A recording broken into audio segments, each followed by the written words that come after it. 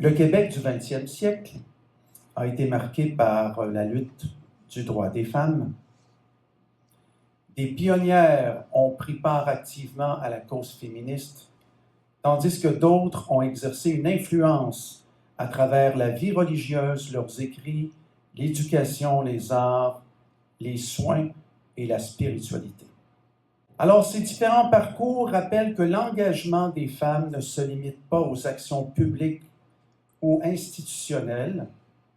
La réflexion et les récits de vie constituent aussi des vecteurs de transformation capables de traverser le temps. C'est dans cette perspective que s'inscrit la question de cette conférence. Dans quelle mesure la spiritualité de Marie Gérin-Lajoie et de Dina Bélanger peut-elle être considérée comme une force de transformation? Pour y répondre, je montrerai en quoi l'engagement de ces deux femmes découle d'une expérience spirituelle. Nous analyserons les similitudes et les différences qui les distinguent, et je mettrai enfin en lumière la manière dont leur héritage s'inscrit dans un matrimoine culturel et matériel à dimension féministe, susceptible d'inspirer aujourd'hui des pratiques de transformation personnelle et sociale. La société dans laquelle on vit valorise le faire. On recherche en général un impact rapide, sans toujours se préoccuper des autres et même des conséquences. Les actions en faveur du bien commun suivent quant à elles une logique différente. Elles s'inscrivent dans un processus d'intériorisation que l'on peut qualifier d'être. Ces actions orientées vers le service des autres trouvent généralement leur origine dans l'identité profonde des personnes. Le théologien Henri Nouwen souligne la primauté de l'être comme fondement de l'action sociale. Pour lui, le vrai service aux autres naît de la reconnaissance et de l'intégration de ce que nous sommes. Le psychologue humaniste Abraham Maslow, qui a réfléchi à la hiérarchie des besoins, aborde la question de l'autoréalisation dans son ouvrage Vers la psychologie de l'être. Il explique que l'être humain cherche à répondre à l'actualisation de soi, à ce qu'il nomme l'appel intérieur, qui nous pousse à vouloir accomplir notre plein potentiel. Pour Maslow, cette réalisation de soi correspond à l'alignement de ce que l'on est et ce que l'on fait, à vivre en accord avec notre vocation profonde. C'est au cœur de leur être profond, leur appel intérieur, comme dit Maslow, que Marie Gérin-Lajoie et aussi Dina Bélanger ont trouvé une orientation à leur engagement. C'est dans leur être profond qu'elles ont discerné leur mission, qui a par la suite guidé leur pensée et leur agir pour contribuer à transformer le monde. Car pour transformer le monde, il ne s'agit pas que ce soit simplement une idée. On découvre en lisant Marie Gérin-Lajoie et Dina Bélanger que cela naît d'une conviction viscérale qui engage toute la personne. Natacha Pamba, qui est avec nous aujourd'hui, explique dans son livre Marie Gérin-Lajoie, un leadership transformationnel au féminin, que pour elle, l'engagement social est lié au don de soi qui permet de concrétiser la foi et d'actualiser tout le potentiel humain. Pour elle, c'est une question, une conséquence de l'action et de la réflexion, un fruit de la vie, une sorte de résultat concret de la mise en œuvre et de l'exercice de toutes ces facultés humaines et spirituelles, explique Madame Pamba. On réalise, en découvrant la vie de ces deux femmes, qu'il n'y a pas d'engagement véritable pour autrui sans un projet vital qui donne un sens à ce qu'elles sont et ce qu'elles font.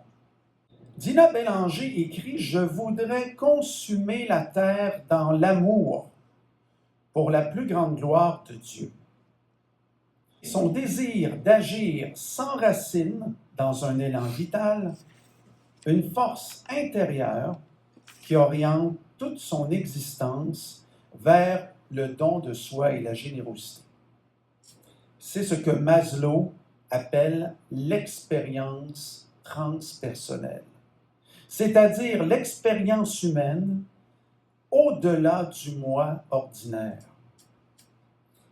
C'est ce même élan vital qui, à son retour de ses études à New York, conduit Dina Bélanger à s'engager aux côtés de sa mère pour soigner les malades et soutenir les plus vulnérables du quartier Saint-Roch de Québec. Durant cette période, Dina Bélanger donne également des récitals musicaux, des concerts bénéfices, afin d'apporter une aide aux personnes éprouvées. Ainsi, la transformation du monde commence par une prise de conscience, une ouverture profonde qui mobilise tout l'être. Dénoncer l'injustice ne suffit pas à déclencher le changement. Il faut d'abord la ressentir, la reconnaître et l'apprivoiser avant de pouvoir s'engager pleinement. Comme écrit Albert Camus dans la pièce de théâtre Les Juges, « J'ai compris qu'il ne suffit pas de dénoncer l'injustice, il faut donner sa vie pour la combattre. » Marie Gérin-Lajoie, elle, écrit « Ne faut-il pas un peu de rêve à toute vie? Mais une fois l'idéal entrevu, il faut y tendre sans relâche malgré l'infirmité de nos efforts. » C'est sans doute ce que Maslow appelait l'appel intérieur, c'est-à-dire l'aspiration la plus élevée à vouloir s'engager au service des autres. Pour bien saisir la spiritualité transformatrice de Marie Gérin-Lajoie et de Dina Bélanger, il est essentiel de reconnaître la force intérieure qui les anime. Une force habitée par une véritable quête existentielle. Comprendre cette dynamique suppose de s'interroger sur la source de leurs convictions et sur les raisons profondes qui les ont façonnées. Marie Gérin-Lajoie écrit en 1931 « Le progrès vrai, celui qui mérite seul ce nom n'a rien de commun avec les mouvements révolutionnaires. C'est la poussée vitale de la sève des profondeurs de la terre vers la splendeur du soleil. » Dina Bélanger affirme pour sa part en 1922 « Je voudrais parcourir le monde pour lui partager cette paix qui m'inonde. » Ainsi, pour les deux femmes, on retrouve un même mouvement, une dynamique qui part de l'intérieur pour se déployer vers l'extérieur. C'est ce souffle intérieur qui, à l'image de la sève décrite par Marie Gérin-Lajoie, nourrit l'arbre, rejoint chacune de ses branches et porte des fruits en abondance. Leur détermination leur vient de cette poussée vitale qui les habite et les mobilise tout entières. Cette poussée vitale jaillit donc des profondeurs de leur être. À ce stade, elle dépasse l'individualisme et leurs intérêts personnels. Elles sont au stade du contrat social, de la conscience et des valeurs universelles. Elles n'obéissent plus à des conventions dictées par les lois et la société. Elles obéissent, en quelque sorte, à des principes supérieurs. Marie et Dina nous introduisent à une spiritualité qui, en les transformant de l'intérieur, devient à son tour source de transformation pour le monde qui les entoure. Leur vie spirituelle s'enracine dans une vie intérieure et se déploie en une fécondité et un don de soi qui irrigue la société. Comme l'écrit encore une fois Natacha Pamba, ce don de soi n'est pas un sacrifice de soi, mais l'intégration d'une individualité dans une communauté d'action. C'est une manière d'être et de vivre ensemble. Pour bien comprendre, comme le titre de cet entretien l'indique, la lumière et la spiritualité transformatrice qui anime Marie-Gérin Lajoie et Dina Bélanger, il importe de mettre en relief les similitudes et les distinctions entre les deux femmes. D'abord, elles sont nées à la même époque. Marie-Gérin Lajoie est née en 1890 et Dina Bélanger en 1897. Les deux femmes reçoivent une éducation religieuse de la congrégation Notre-Dame. Elles sont des femmes éduquées et ouvertes sur le monde. Les deux femmes étudient aux États-Unis en pleine Première Guerre mondiale. Dina Bélanger complète 2 années d'études à l'Institut musical des arts à New York et Marie-Gérin Lajoie étudie à l'Université Columbia de New York en 1818, où elle étudie les méthodes modernes de travail social. Dans les deux cas, leur inclination spirituelle a guidé leur choix de vie. Comme plusieurs femmes de leurs époques, elles deviennent religieuses et enfin, elles ont été influencées par la spiritualité d'Ignace de Loyola, fondateur des Jésuites, qui accorde une importante place au discernement, à la recherche du bien commun et à l'engagement pour la justice. Ce qui les distingue l'une de l'autre maintenant. D'abord, Marie-Gérin Lajoie est une intellectuelle qui parle avec autorité. Elle fonde des cercles d'études pour les femmes qui deviennent des pépinières d'action sociale dans le milieu populaire. Elle fonde l'Institut Notre-Dame du Bon Conseil de Montréal, une congrégation religieuse vouée à l'action sociale, et l'École d'action sociale, suivie d'instituts familiaux. Elle n'a pas chômé. Elle n'a vraiment pas chômé. Elle contribue également à la fondation de l'École de service social qui sera, dès l'année suivante, intégrée à l'Université de Montréal. Allons voir maintenant Dina Bélanger, un parcours différent. Alors, Dina Bélanger, une artiste virtuose dotée d'une grande créativité, elle devient religieuse de Jésus-Marie, l'une des congrégations religieuses les plus progressistes et féministes de son époque, engagée dans la promotion de l'éducation et l'accès aux études supérieures pour les femmes.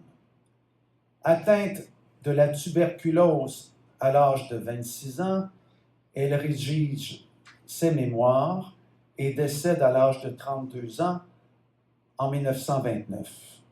Elle est béatifiée par le pape Jean-Paul II le 20 mars 1993 et ses écrits, son autobiographie, sont maintenant diffusés dans plus de 20 pays du monde et inspirent encore aujourd'hui des personnes dans leur vie spirituelle. Marie-Gérin Lajoie incarne l'action concrète orientée vers la transformation sociale par l'éducation, la formation et la défense du droit des femmes. Elle a fondé des organisations et initié des projets qui ont modifié les pratiques sociales et permis aux femmes de s'impliquer activement dans la vie publique. Elle a contribué à redéfinir le rôle des femmes dans une société québécoise en favorisant leur autonomie, leur leadership et leur participation citoyenne. Bien que limitée par une santé fragile qui écourta sa vie, Dina Bélanger a légué un héritage spirituel et culturel de portée significative. Ses écrits, sa musique et son témoignage intérieur constituent une affirmation audacieuse de la voix féminine dans un contexte socio-religieux largement masculin. Elle affirme une indépendance intellectuelle et spirituelle face aux cadres rhétoriques et doctrinaux du clergé de son époque. Par son style littéraire personnel et dialogué, Dina Bélanger valorise l'expérience spirituelle vécue plutôt que l'argumentation institutionnelle, contribuant ainsi à redéfinir les modes de légitimation de la parole religieuse féminine. Son parcours, inscrit dans une dynamique de résistance symbolique, dépasse le cadre québécois et s'inscrit dans une reconnaissance plus large d'un matrimoine immatériel, en montrant comment des voix longtemps marginalisées peuvent influencer durablement les cultures spirituelles et sociales.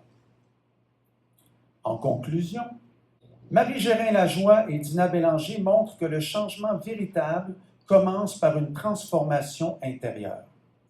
Leur engagement, l'une dans le domaine social et éducatif, l'autre dans la vie spirituelle et artistique, illustre que la réflexion, la spiritualité et la créativité sont des moteurs puissants de transformation. Marie Gérin-Lajoie écrit d'ailleurs « La vie intérieure, c'est une manière d'être et d'agir permanente, habituelle, un mobile d'action qui anime incessamment nos actes. » En affirmant leur foi de façon indépendante et audacieuse dans un contexte dominé majoritairement par les hommes, Marie et Dina ont ouvert de nouveaux espaces pour la reconnaissance et la valorisation de l'expérience féminine. Leur héritage dépasse les frontières de leur époque. Ils nous enseignent que l'action sociale la plus efficace puise sa force dans une vie intérieure riche et que cette alliance entre intériorité et engagement peut contribuer à réduire les inégalités, soutenir les familles et renforcer les droits des femmes. C'est cette quête de sens qui nourrit l'action sociale, qui la traverse, la fait dépasser les intérêts personnels, économiques et politiques et lui confère une portée universelle. C'est cette sève des profondeurs, comme l'écrit Marie Gérin-Lajoie, qui oriente les actions, les rend animées pour quelque chose de plus grand et de plus noble, et leur permet de sauver des vies, comme elle l'écrivait, et de libérer socialement des personnes. Alors j'espère que cet entretien nous aura permis de mieux capter la lumière qui a éclairé le parcours de ces deux femmes au destin remarquable et qu'il saura nous inspirer aujourd'hui dans nos pratiques personnelles et collectives en vue de la transformation du monde où nous vivons. Merci beaucoup.